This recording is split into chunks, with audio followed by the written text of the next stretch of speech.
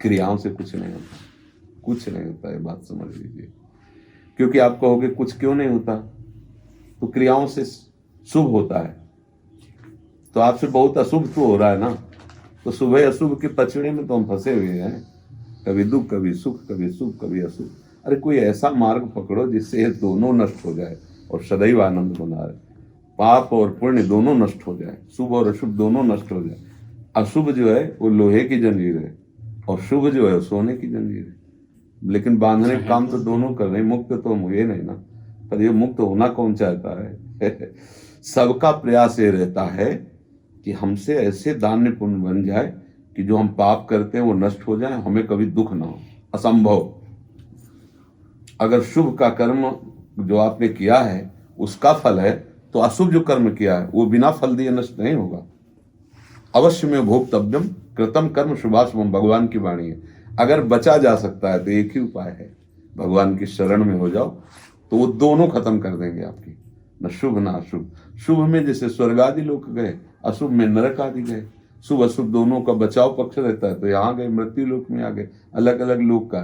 और भगवान की शरण में होकर के हमसे जो भी शुभ अशुभ बने या बनेंगे, वो करुणा निधान पर गुण अवगुण जितने भी हैं वो हमें बांध नहीं सकते, क्योंकि हम प्रभु की शरण में फिर वो सम्मान कर देते हैं। ये बात समझ में जल्दी आती है। हम मन के द्वारा प्रेरित होकर शुभ कर्म भी करते हैं, बड़े बड़े हत्यारे भी शुभ कर्म करते हैं, वो देवी में घंटा चढ़ाते हैं, ऐसा वैसा सब। कोई बड़े बड़े चोर डाकू ये भी तो शुभ कर्म करते हैं। ऐसा नहीं कि कोई भी सृष्टि में नहीं जिससे केवल शुभ हो या केवल अशुभ हो, ऐसा नहीं हो सकता। प्रकृति है 3 गुणों के द्वारा बनी, सतोगुण रजोगुण तमोगुण। तो बड़े बड़े जो शुभ कार्य करने वाले, जब तमोगुण आता है तो उनसे भी अशुभ बन जाता है, जब रजोगुण आ जाता है उनसे भी भोग चेष्टाएं हो जाती है, क्योंकि गुण धर्म का प्रभाव है। भगवान की भक्ति इन गुणों से ऊपर उठा देती है, त्रिगुणातीत कर देती है। अब वो एक रस है, अब वो गुणों के प्रभाव से विचलित नहीं हो सकता। जब वास्तविक भक्ति आ जाएगी, अब उसे कोई बांध नहीं सकता, तभी वो आनंद में रहता है। पर इस आनंद को पाना कहां कोई चाहता है? अंदर की बात बता रहे हैं, लाखों में एक की बात हम नहीं कहते, लाख में नहीं, लाखों में एक की बात हम नहीं कहते, बल्कि सबकी बात कह रहे हैं कि हमारे शुभ कर्म हो। शुभ कर्म का फल ये हो कि जो हमारी वासना से अशुभ कर्म हो रहे हो वो क्षमा हो जाए, वो गलती क्षमा हो जाए, और मैं कभी दुख ना पाऊं, जैसा चाहूं वैसी सुविधा बनती रहे, बस बढ़िया सुखपूर्वक जीवन हो। ये लाखों में एक की बात नहीं, सबकी बात है। एक कोई ऐसा होगा कि चाहे जितना कष्ट मिले, बस इस जन्म में प्रभु मिल जाए। मैं मुक्त होना चाहता हूं, झंझट से मुक्त होना, ये छल कपट रूपी संसार से मैं मुक्त। कोई बिरला एक होगा, नहीं तो लाखों की अंदर की भावना यही होती है कि आप जो कहो मैं करने के लिए तैयार हूं, हमारा परिवार सुखी रहे, हम जैसा चाहते हैं वैसा हम जिए, हमें कोई दुख ना आवे, कोई परेशानी ना आए।